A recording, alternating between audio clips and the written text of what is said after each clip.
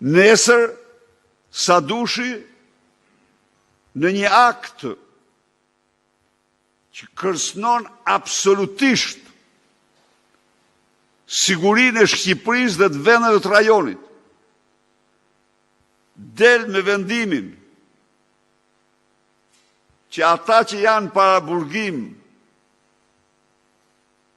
pa vendim të prerë të dalin. Ky është vendimi Veliaj, që ta quajmë, por nga vendimi Veliaj përfitojnë me dhjetra bos të drogës krerët të organizatave kriminale. Por kjo është gjetë rruga e paqes midis klaneve mafioze.